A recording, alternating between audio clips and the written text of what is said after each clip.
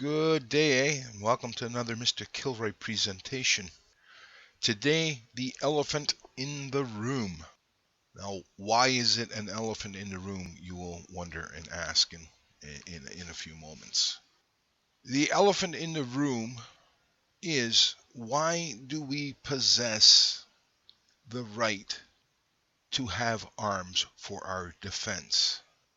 The old kings of England saw it as a utility, having his subjects armed and prepared to use those arms. He even went so far as to issue two different monarchs issue two different assizes of arms. One forbade the playing of sports on Sunday in favor of archery practice. As any student of history will tell you, that the English longbowman was a weapon of shock and awe.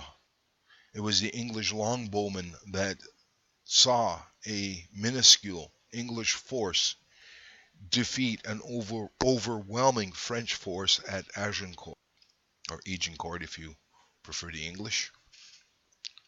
But what is the elephant in the room? Now, apart from that, what is the elephant in the room I'm talking of? The reason that we have a right enshrined in our Constitution. And yes, believe me when I say it is enshrined. Sadly, the elephant in the room is to protect you from your government. I know right off the top, there's a whole bunch of people that are saying, come on, you're crazy. This is Canada. It never will happen. This, that, the other, so on and so forth. I'm sure that the Tsar and the Kaiser all felt the same way. It'll never happen here. But as it turns out, which way did they go? They went the same way as the dodo. Our erstwhile Prime Minister, Jean Chrétien, understood this and stated this in a mandate letter he sent to the newly minted Minister of Justice, Mr. Alan Rock. Now, to be clear, I'm saying it as a mandate letter, but until I can find and lay my hands on it, for all I know, it could have been just a letter to a senior Liberal Party member. But nonetheless, he stated that he was concerned, worried about the number of firearms in the hands of civilians. He further stated that he was worried that his government might do something that would cause a backlash, revolt of firearms owners. As you notice, there's no mention of L'École Polytechnique, no mention of mass shootings, no worry nor concern that that might happen again, because in Canadian history, we've only had a total of 6. Granted, 6 too many, but still 6. But the question is, why would a Prime Minister make such a musing? I don't know why. Consider this. Canada has a standing army. It has approximately 300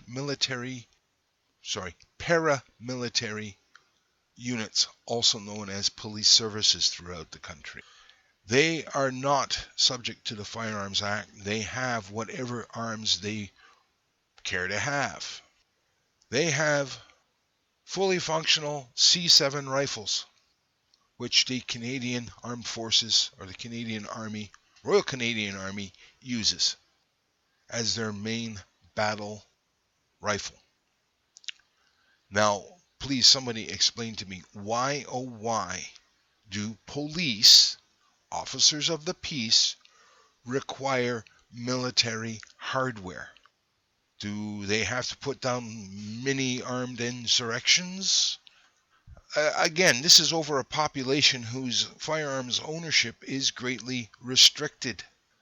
And we have only been greatly restricted since Bill C-68, also known as the Act to Amend the Firearms Act. I've said this before, and I will say it again. Gun control in Canada has nothing to do with public safety.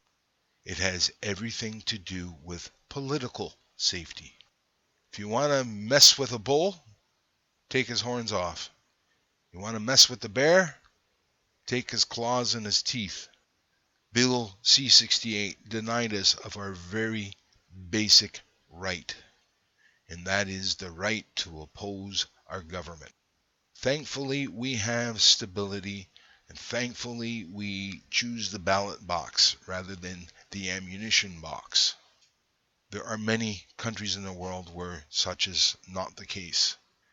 To steal a quote from the Karate Kid, when Mr. Miyagi asked Daniel-san why he studies karate, he studies karate so that he'll never have to use it.